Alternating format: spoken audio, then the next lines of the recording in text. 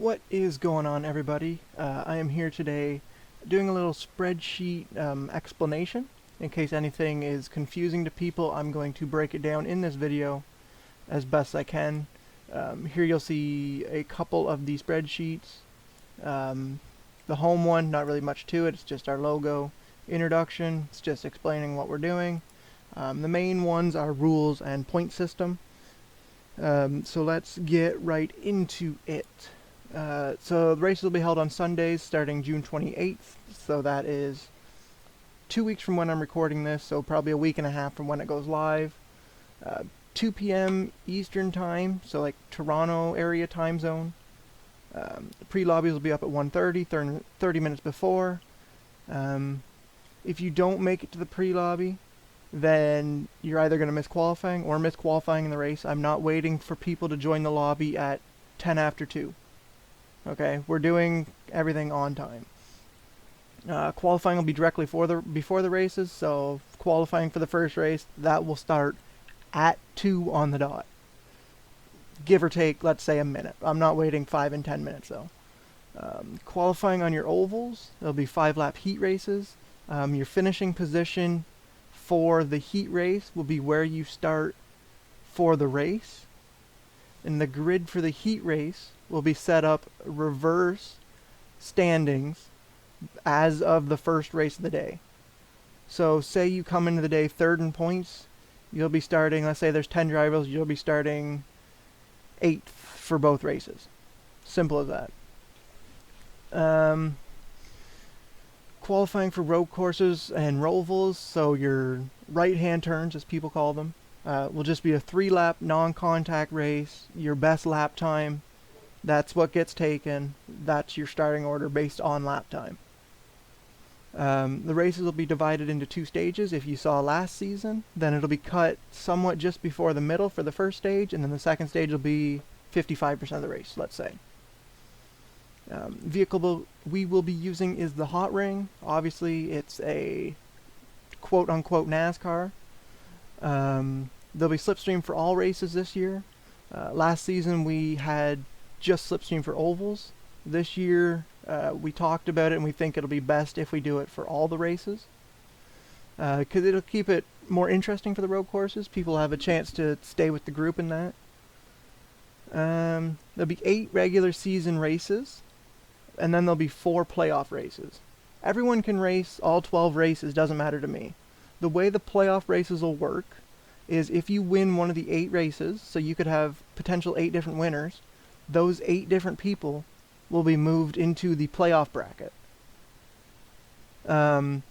If, let's say, 3 people win, then the minimum we will take into the playoffs for the championship is 4 people. So the top person, after the people with wins, will be moved into that last playoff spot.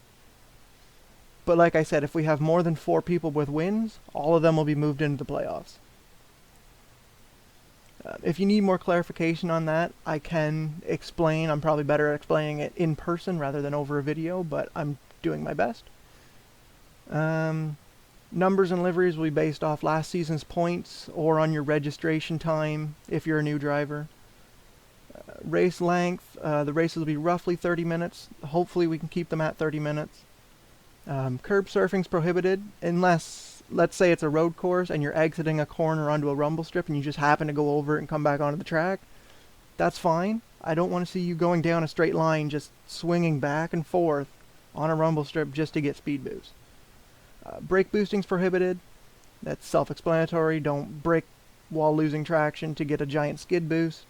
Wall riding around the corners, so riding around the top side of a corner on the wall is prohibited. Passing below the tarmac asphalt is prohibited. There is special rulings for a couple tracks, which I'll explain the races of. I think the one Phoenix track is you're able to go on that track all the way down, and we allow that because that's how that track is raced in real life, and that's what the track is based off of. So you could go 10 cars wide at one point, and then it folds back into 3 and 4. Penalties for this season will be based due to severity, repetition. It'll be taken into account by the 3 of us that run this. and we'll make a final judgment call if we have any incidents to review. I hope we don't. If we do, just don't. You're not required to wait for incidents, but if you intentionally wreck someone, you will be penalized for it. Like, I don't want to see someone, say you're going side by side down a straight, and someone just turn left to take you out. There's no one in front of you, you just turn left to take him out. I don't want to see that. You will be penalized. You'll probably be banned for that. Racecraft is a must. That follows under the incidents rule. I don't want to see it. Racecraft is a must. If you can't race properly, penalty, suspension, removal from race, termination, all that good fun stuff. Recording is highly recommended. That way, if we do have any incidents that one of the three of us don't catch, then you can, say, upload it to an unlisted video or send it to one of us via email or whatever. Then we can see it, we can review it, and we can make a judgment call off that. All penalties will be given by the Wednesday before the next race. So that gives us, the races are Sunday, so we'll have Monday, Tuesday, Wednesday, because I know the three of us have personal lives too. So it'll give us time to look at them and come to a conclusion. Keep track of how many laps you lead. We do review it after, and we do make a judgment call based on the footage that we have.